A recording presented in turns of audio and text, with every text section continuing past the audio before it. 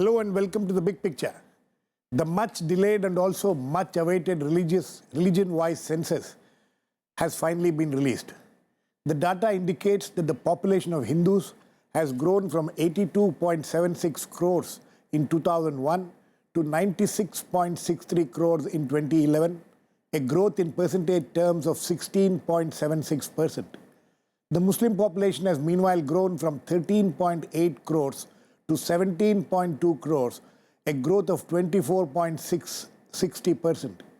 The population of Christians and Sikhs, the other two minorities, in 2011 are 2.78 crores and 2.08 crores respectively, with a growth rate of just 2.3% and 1.7%.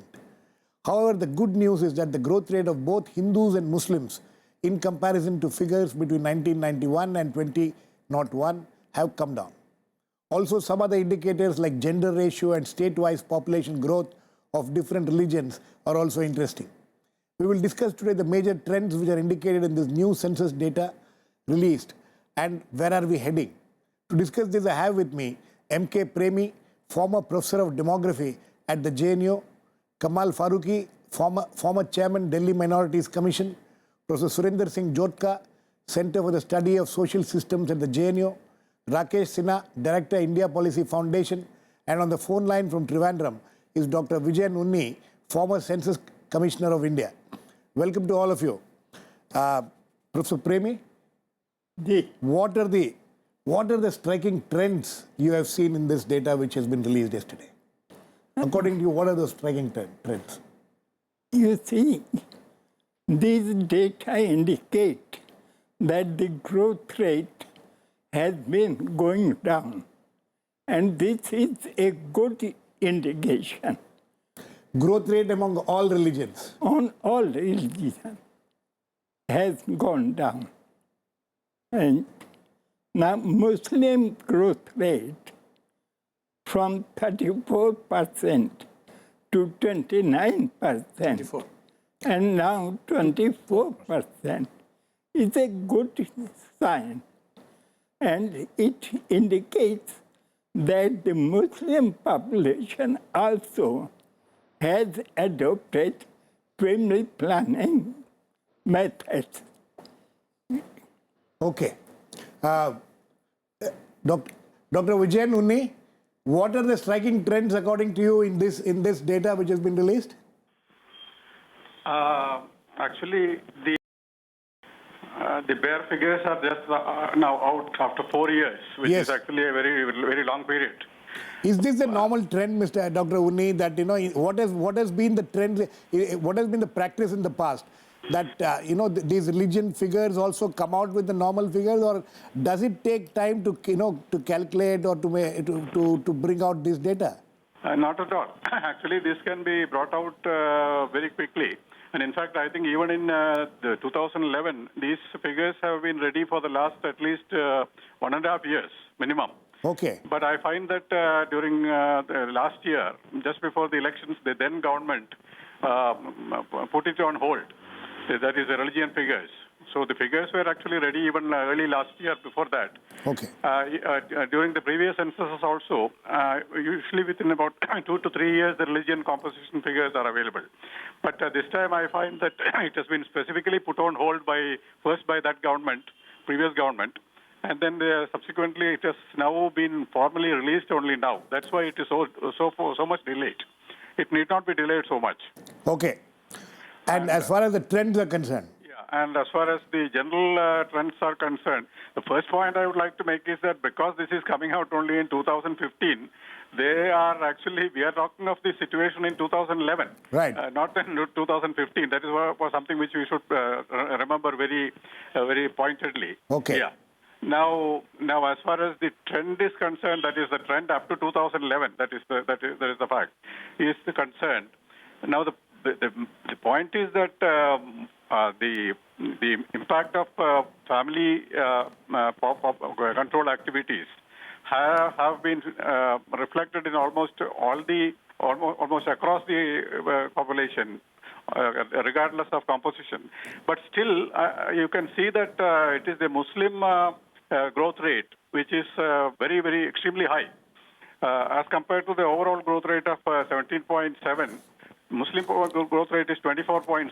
Right. And Hindu is 16.8. Right. So even as far as the minorities are concerned, the percentage point-wise, Muslims have the highest increase at 0.8%. Right. Whereas Hindu and as well as all the other minority religions, the growth rate is 0.6 or even less. Right. That is the actual percentage point. So there may be some slight fall in the Muslim growth rate as compared to the previous decades during 2001, 2011. It is 5%, almost 4.5%, 5%. Almost 4.5%. Yeah, but then it is still as high as 24.6. Yeah.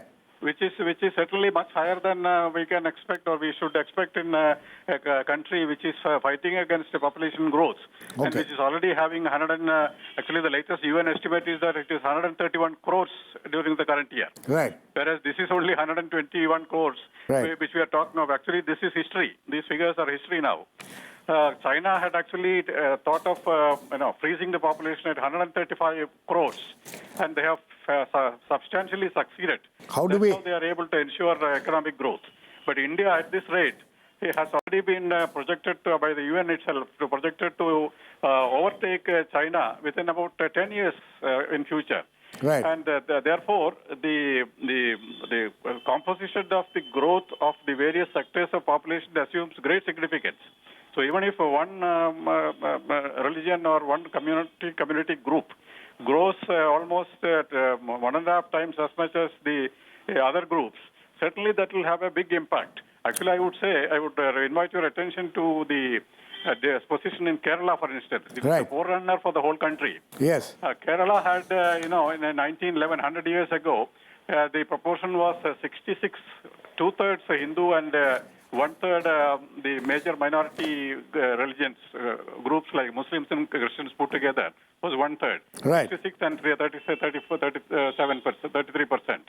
Now, in 2011, it has become 54 and 46. That is including both the Christians. That's Christians and the Muslims put together. Put together has become 46. Right. From 33, it has grown it's to 46. Actually 47, sir. It's actually 47. Yeah. It is just around 46. So that is I find that is the 2011 figure. I find that some people, of course, it is not based on census, but some people have actually put out figures, the current figures, 2015, as 49% Hindus. That is, Hindus have for the first time become a minority, and 51% Christians. No, but what is it? What is the point? What does it indicate? So it indicates the trend. This is the real trend. This is the real trend. Okay. Yeah. Okay, sir. I'll come back to you. Please stay on. Yeah. Rakesh Sinha, how do you read this? How do you read these figures? Yes. I think census data is a neutral data, but its impact is not value neutral. It is sociological. It has sociological impact, and that sociological impact needs to be critically judged and evaluated. The first impact is that the Hindus have come from the psychological mark of 80%, below the 80%. That is a very significant thing, why Hindus are declining. And you just see almost all the Indian states, there is a common trend that Muslim population is growing. So here you can avoid all these Hindu-Muslim questions, but you can hear that is their population policy being adopted by Muslim community? Why not? People say there is poverty, there is not education, but the same thing is applicable to the Hindus. The Dalits are the part of Hindu, the tribals are the part of Hindus. Still, the average population growth is lesser than the Muslims. So I think that this is the time to use this data to have the common uniform two-child norm, two-child policy to all the community irrespective of religion. Religion should not be obstacle in the way of creating a homogeneous population policy. If you don't have homogeneous population policy, as it has been earlier said, in Kerala, Hindus are turning into minority. The question can be raised. Even if Muslim becomes majority, what will happen? You just see the all over the world trend. The Pew, one of the most prestigious institutions in America, NGO, it has made a survey. And that survey revealed that by 2050, in India, the Muslim would be the largest population all over the world. Muslim will form the largest population among even beyond the Muslim countries. So my question is that in world level, the trend is that 35% the average growth and 73% Muslim growth. So Western countries are also concerned about such growth of the Muslim population. Okay. But as far India is concerned, I believe that that will have a communal trend. That I'm finishing it. Yes. You just go to the West Bengal and Assam. The border districts of the Assam and Bengal, they have become the Muslim majority states. So this is the reproduction, infiltration. There are two major factors: reproduction, infiltration, and conversion. So this RIC is making Muslim population to go higher and higher, and this is creating a great imbalance in the society. Okay. And this imbalance will have a negative sociological impact. Okay. So we have to prevent this negative sociological impact. How to prevent, we will do, that's a separate debate altogether. But let me get Professor Jodhka in before I come to Kamal Farooqui. Professor Jodhka, how would you see it sociologically? You know, Rakesh Sinha feels that it's going to cause a social imbalance. Yeah, sociologically, society is constituted not only by religion, but there are other variables also. For example, class is very important, caste is very important. So when we are looking at demographics, it's easy to look at kind of, from a communal perspective, because the data is presented to us in a communal perspective, that Hindu population is growing slower than the Muslim population. But then one can also say that Hindu population is growing much faster compared to Christians and Sikhs. So the Sikhs can use the same logic against the Hindu population growing at a much faster pace. So everyone should kind of freeze their population if that is possible. But that's certainly not possible. Even China has not really been able to succeed in doing that. And if we enforce that, then it also produces other kind of side effects in the sense that you'll have child sex ratio will change, because if you force people to have only one child or two children, then they would want to have only the male child and the female child will disappear. So there are many other questions that one has to raise. First, one has to also disaggregate data according to socio-economic variables and regional kind of variables. What are the trends in, even though the gentleman said about Kerala population has grown, but what is the growth rate in Kerala compared to Bihar? And if you look at the socio-economic data, say for example OBC, irrespective of religion, what is the growth rate within the OBC population among Hindus and Muslims? I think one has to look at population as a developmental variable. This obviously is alarming, and I agree with the gentleman who was talking about earlier that we need to control population, we need to have a rational policy of population control, but the response has to be developmental. If we were to able to middle class Muslims have more or less similar kind of attitude towards family size as middle class Sikhs or middle class Christian or middle class Hindus would have. So I think one has to look at it from a different perspective, from a socio-economic perspective. As a nation state, we need to respond to it very positively. What needs to be done? I think this is alarming from a developmental perspective. One should not look at it simply from a demographic perspective. What is alarming? Their number is growing, our number is declining. I think their number discourse is very dangerous. What is alarming according to you? Why should population in certain clusters increase? What is alarming according to you? There are certain clusters of community. That's what I'm saying. There are certain clusters which are left behind. They are not being developed as they should. If they are urbanizing, if there is proper development, if there's a proper sense of hope, the population growth will decline among them. Why has population growth declined among the Sikhs? Because Punjab has been a prosperous state and the Sikhs mostly live in that region where population has declined among all communities, not only among the Sikhs. Why is it that OBC, whether you are a Hindu or a Muslim or a Christian in Bihar, would have higher rate of population growth? I think one has to also do kind of disaggregation according to caste and then see what is happening. So it's not a Sikh phenomenon. It's also a regional phenomenon. It's also a socio-economic phenomenon, because there are hardly any poor people among the Sikhs. They have a very clear understanding that we should not have many children, because that kind of anxiety doesn't exist. When you have anxiety whether your children are going to survive or not, people don't produce children because they want to increase the population of their community. I think one has to be careful and look at it from a kind of national perspective, developmental perspective, that this is our country. Yes, if there are some problems, one should address them, but then they had to be studied very carefully. Okay. And this careful study should not begin with the conclusion that this is a communal question. Okay. I think you made very important points there. Kamal Farooqui, I'll come to you. Rakesh Sinha, let me get with Kamal Farooqui. I will just make an intervention. 1 sentence. Just one point, because he raised yes, one sentence. He said that Sikhs are not increasing and Sikhs are also declining, because there is one fundamental reason which you can't escape. That Sikhs, religion of Sikh doesn't say that there is a population project. Religion doesn't come in the way of a family welfare program. But in Islam, there is a question, particularly in India, the mullahs and maulvis preach that this is religious duty to reproduce more. Okay. That is a fundamental issue. That has been said by development. Who escapes from development? We want development. We also want to see the developmental issue. No, but we'll come to that. To escape entire issue and trivializing the entire data. Rakesh, I'll have to get others also, but you are saying that mullahs say that they have to produce more. Even some of the Hindu leaders are saying that Hindus should produce more. Anyway, Kamal, Farooqui? I think whatever Professor Jodhka said, I need not to...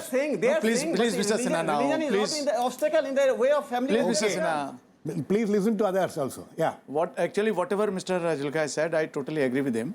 Unfortunately, Brother Sinha has got a kind of tendency wherein right from 1921 also, they have been having this bogey that the Hindus are going to be in the minority, Hindus are going to be in the minority.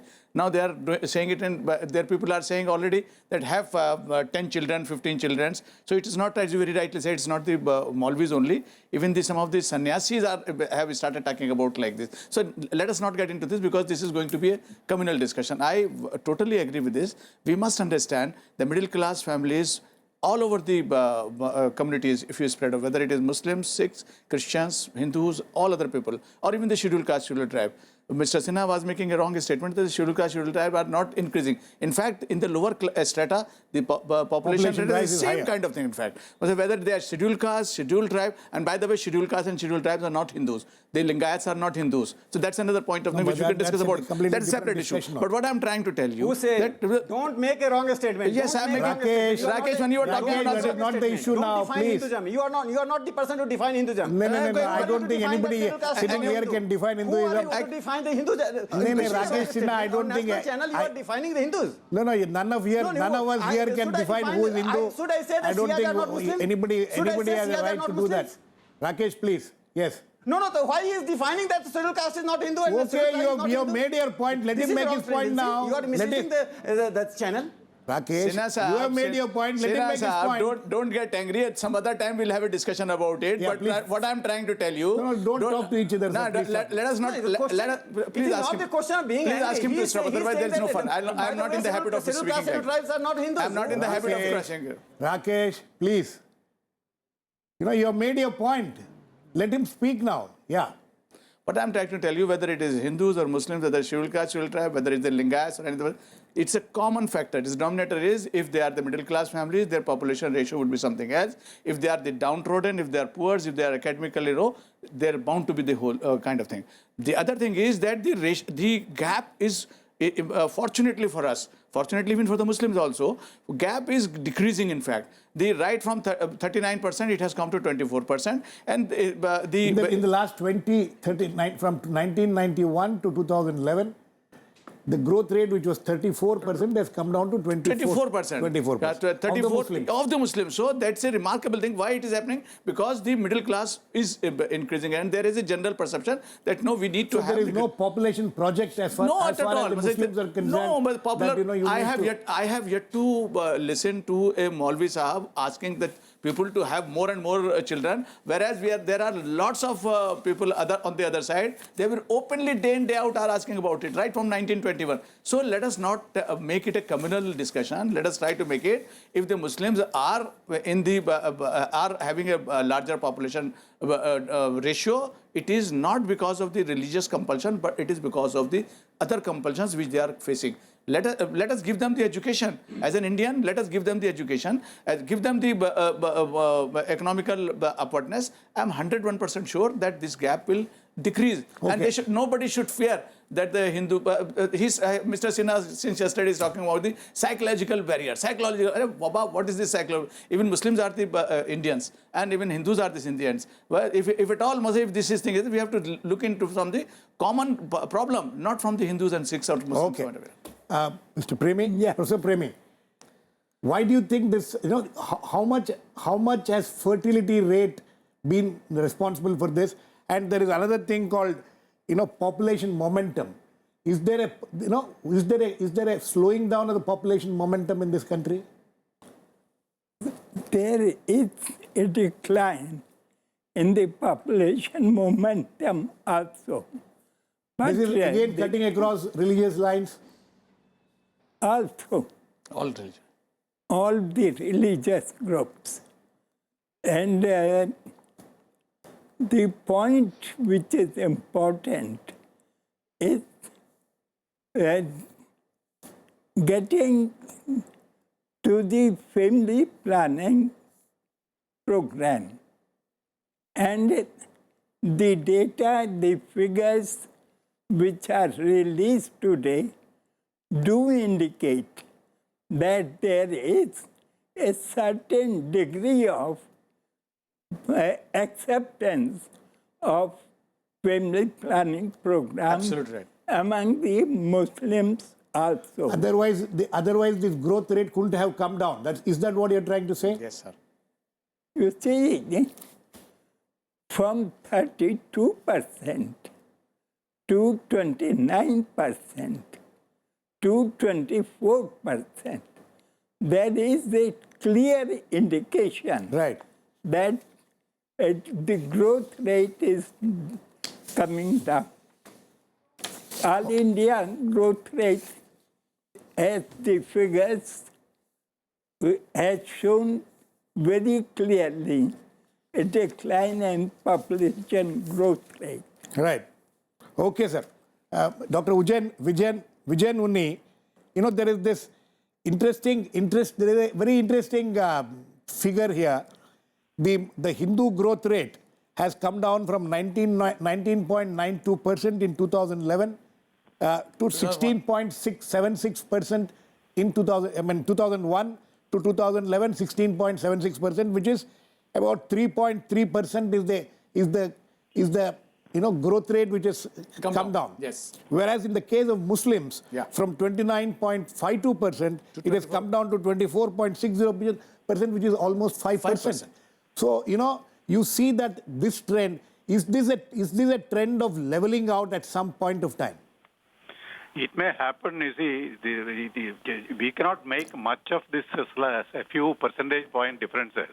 In fact, you must look at the whole picture. When you look at a country like India with a massive population and this kind of huge diversity in religious and social composition, see, the overall picture is such that the overall growth rate of the entire population, you see, has come down substantially. But then Absolutely. The major part of it is contributed by the majority community, which is the Hindus, obviously. Yes. So but still, nevertheless, the proportion out of the total, that is where it makes all the difference. That is why the proportion of Hindus has come down to below 80. Yes. And the proportion of Muslims has gone up from 9% in 1961 to 14% now. See, so that is as far as Kerala is concerned. Now, as far as India is concerned, it's the same situation. So we must look at it in a dispassionate manner, in a neutral manner, and see, we cannot confuse it with social and economic issues, because the main point is that there is no organized movement among say the poor people or say such and such caste people. Say that you produce more children, you increase your numbers in the total population. It has nothing to do with... On the other hand, among religious groups, there is such an organized movement. Right. The religious leadership, which has a very decisive influence and say on the followers. They are exhorting bigger families and more number of children. So what is the point, sir? What is the point you're trying to say? Let us not confuse economic issues with religious composition. Okay. See, again, every religious community has all the entire spectrum of rich, poor, medium, middle class, everything. So it's not as if only one religious group or one community has only, they are all poor or they are all illiterate, they are all uneducated, etc., etc. Okay. All these are confusing arguments, wrong arguments, misdirected arguments, which take away from the focus of attention, which we must now give when the religion figures are given out. Okay. Rakesh, Sinha, slightly moving away from this strictly religious discussion, one of the important data which has come out yesterday is also about the sex ratio. If you see the sex ratio, the All India average is 943 women to 1,000 men, whereas in the case of Hindus it is 939, in the case of Muslims it is 951, in the case of Christians it is 1,023, and Sikhs have a lower sex ratio of 903. So, don't you see that also as an issue which needs to be discussed and debated, because the Hindu sex ratio is falling compared to Muslims or Christians, or Muslims and Christians? Definitely, it should be. Definitely, this is an issue which should be concerned to all the people. And I think, as far as Punjab we know, this problem persists, and political, social, and cultural level there are organized efforts so that this issue should be resolved. And this socio-economic issue should be considered from the national perspective. And I think not from a communal perspective. Any progressive tool which should be used to remove this hurdle, we must remove. But no, it's not I am here just telling you that Hindus population are much lower than 79%, which the data is saying. Because I am telling you, those who are converted to Christianity and Islam, the Dalit, so-called Dalit Muslim and Dalit Christians, they don't claim their religion because that they will lose their reservation benefit. So this is one of the hurdles which don't allow the real data to come before the people. At least 2% population will decrease Hindus if you just remove the hurdle of the reservation. You give reservation to Dalit Christian and Dalit Muslim, then you will find the actual data of Hindus in India. So my question is not a communal question. It is a question of the concern of the people. You are using data for the development purposes, so use the data for the population. So you're population saying prevention project. So where is the question of communalism? So you're doubting. You're actually doubting this figure. Go for the population policy and any. Yes, I am doubting, and everybody will accept this fact. That Dalit Christian and Dalit Muslims, they don't claim that they are the Christian and Muslims. Okay. Professor Jodhka, would you agree with what Rakesh Sinha says? And also the important thing about the sex ratio. One is, your own community, your own religion, the Sikhs. Why is it so low? It's 903 per 1,000. And also what the points which Rakesh Sinha makes? Yeah, I kind of broadly agree with him. I mean, these are regional dimensions, and there are also this whole question of if you were to give reservation to Muslims and Christian Dalits, then many of the people who are kind of representing themselves as Hindus would perhaps show their own actual religion.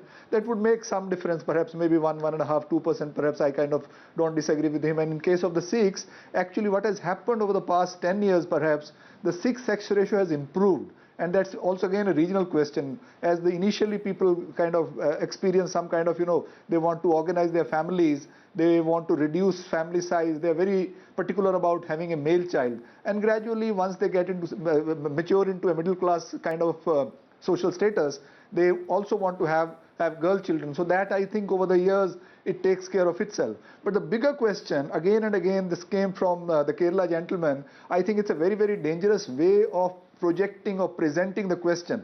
It is not question of religion. It's not like religious mullahs say that increase your population and the people follow their dictum in their bedrooms. That doesn't happen. Yes. People plan their families according to their requirements. These are personal questions, and every community is experiencing a process of nuclearization, individualization, urbanization. They want their children to study. They want their children to succeed in life. And they realize that if they have a smaller family, very quickly, they will be able to invest in their children much more. I think that's why we need to focus on developmental perspective and look at disaggregates. Divide them on caste lines, divide them on class lines, divide them on rural-urban lines. Don't present data in aggregates on religious lines. We are talking about OBC Muslims, rural OBC Muslims. Disaggregate data into 5 very different picture. So this communal effect will not come at all. Otherwise, it has a very strong political communal effect, which is very wrong and very bad. It doesn't help anyone. Okay, sir. I think you put it succinctly at the end.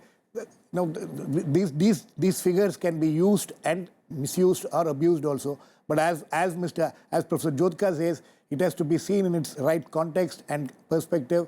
Hopefully that will be done and it will not be used for politicizing or criminalizing the issue. Thanks to all my guests. Please keep watching. We'll come back with another issue in the big picture same time tomorrow.